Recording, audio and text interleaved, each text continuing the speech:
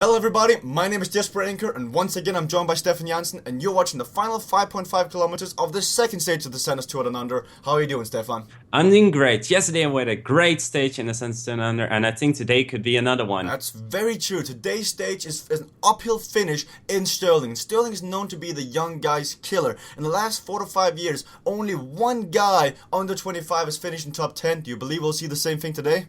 I have no idea, Jesper. Who do you think is gonna win? Well, I don't think an under 25 guy is going to win this because I'm looking at Nathan Haas off Cannondale Garming on the right side. You see them moving to the front. As you see Peter Kenya doing the pacing for Team Sky. We could see Richie Port try something today, but the final climb is 1 kilometer long and it's not steep enough, or it's not tough enough for Richie Port to put his mark. What do you think? What do you think about Kettle Evans? I think he wants to show himself today and just gonna attack really early in the race and then just go solo over the finish. That could happen. Cattle Evans could do something. This is Cattle Evans' second to last race. It's his final week of racing ever. He's doing the Santos Tour Down Under, and then he's doing the great Cattle Evans Ocean Classic. So he's got to do something. So he's got his eyes on this race, and he could attack today. And as we see more and more guys getting dropped, but we see Cannondale Garming. I have to get used to that name. They used to be called Garming and Cannondale separately, but this year they've joined forces as Cannondale Garming. What do you think they're going to do today? They are gonna try to let the leader of Lotto just attack, but I don't think that Lotto is gonna be that well today. Okay, I was asking about Cannondale Garming. What do you think? I'm sorry. I'm sorry. Heshidal could do something if he's allowed to do it, but Nathan Hayes is the one for Team Cannondale to show He's the themselves. designated leader. That is very true. We see Sky doing the pacing though, so they must be looking to do something today's stage. Peter Kenya is just controlling the race. There is not a breakaway in the front. There's only this peloton led by Peter Kenya and the rest of the Cannondale Garming squad. It's going to be a very interesting stage. As you see, yesterday's winner, Jack Bobridge, in the back getting ready. Well, who knows? He might even do something today. He's in shape. At the end of this month, he's got the hour record, so he's definitely targeting the month of January. So he could do something.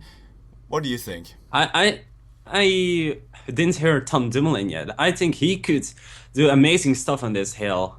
Well, Think? speaking of Tom Dumoulin, you actually see Giant Alcapin moving up. They're bringing Sami Gerski. You can definitely notice him by his amazing beard, and they're also bringing Tom Dumoulin, the up and coming time trial plus Dennis guy is what he's turning into. But we do see, is that BMC at the front moving up on the left side? That is BMC. They have Campbell Flagmore, Rohan Dennis, Cattle Evans, and Peter Stettner. It's going to be good for them with 3.7 kilometers to go. The pace is very high. It's going to be a very interesting finish right here. Also, Orica moving on the right side. Who do they have? Orica has the F of course Bobridge. No, that's the team Uni SA. Oh, Durbridge. Oh, Okay. Durbridge, yeah, Durbridge. He was in the of breakaway course, yesterday. Durbridge. Yeah. Team, but Cannondale is Garmin Cannondale is still pacing hard with their team, and yeah, that's basically what's happening at the moment. They are pacing very fast to drop all the favorites. For example, Kettle Evans. They want him to be dropped. Richie Port. They want to drop all the leaders with this high pace from Team Sky.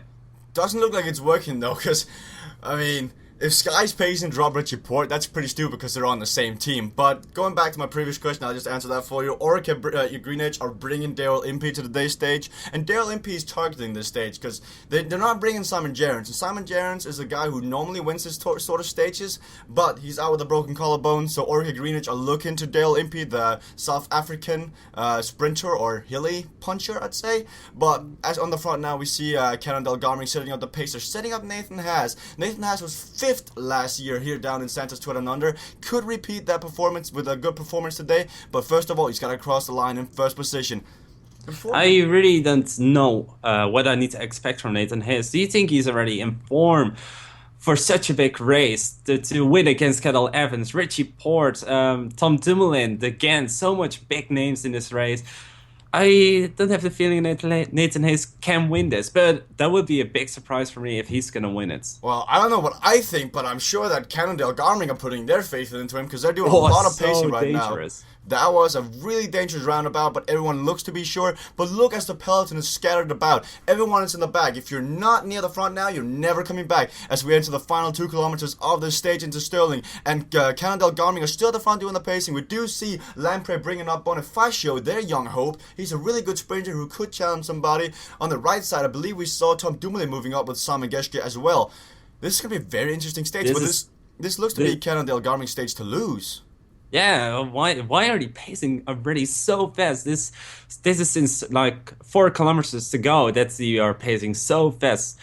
They really think that Nathan Hayes can win this, and definitely. I think when they are pacing so fast for Nathan Hayes, I think Nathan Hayes can do it. And as the camera focuses on Jack Bobridge, it does not look like he's going to do anything today because he's just placed too far behind. And this is not Jackie Bobridge's terrain either. He likes it flat, he likes it time trial-ish, he likes it like yesterday, not today. Let's see who else can we spot near the front. We see Orca Greenwich moving up with 3 of their riders. We got Lotto Bellassol sitting behind the ochre jersey of Jack Bobridge. On the right side, we see Lamprey, BMC, and Cannondale Garming as Orca gets to the front.